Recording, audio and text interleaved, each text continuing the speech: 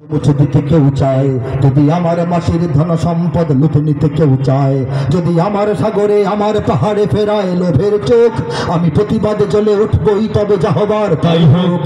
এই শান্ত সবুজ পতাকায় যদি পড়ে শকুনের থাবা, এই সুপ্ত বারুদ জাতি নিয়ে ফের খেলে যদি কেউ দাবা, কোটি মানুষের প্রাণের কুটিরে আগ্রাসনের হাত যদি কেউ বাড়ায়, তবে আবার যুদ্ধ হবে। সবাই হাত তুলে হাত তুলে, আবার যুদ্ধ হবে, আবার যুদ্ধ হবে, আবার যুদ্ধ হবে, আবার যুদ্ধ হবে, আবার যুদ্ধ হবে। চল চল চল, ঊর্ধ্ব গগনে বাজে মাদল, নিম্নে উতলা ধরণী তল, অরুণ পাতের তরুণ দল, চললে চললে চল।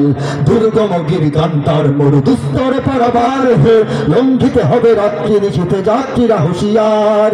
বাজিছে দামামা বাঁধরে আমামা, শির উঁচু করি মুসলমান, দাওয়াত এসেছে নয়া জামানার, ভাঙা কেল্লায় ওরে নিশান। বাংলাদেশকে বেশি অত্যাচার যদি করা হয়, ছিঁড়ে ফেলে খাওয়ার চেষ্টা করা হয়, ছোট বানানোর চেষ্টা করা হয়, বাংলাদেশ ছোট হবে না, প্রয়োজনে বড় হতে শুরু করবে। ঠিক কিনা? ভাঙা বাঁশের কেল্লার দাওয়াত লাল কেল্লা পর্যন্ত পৌঁছায় দেবো ইনশাল্লাহ। ঠিক কিনা? প্রস্তুত কিনা? হ্যাঁ, আচ্ছা। মোরা পৃথিবীর কোন পরাশক্তির মানি না খবরদারি, মানে কোন শৃঙ্খল, কোন অবরোধ, কোন হুমকি বা হুঁশিয়ারি। এই পৃথিবীর বুকে বন্ধু সবাই, প্রভু নয় কেউ কারো। দখল শোষণ উৎপীড়নের সব দায় তারা ছাড়ো।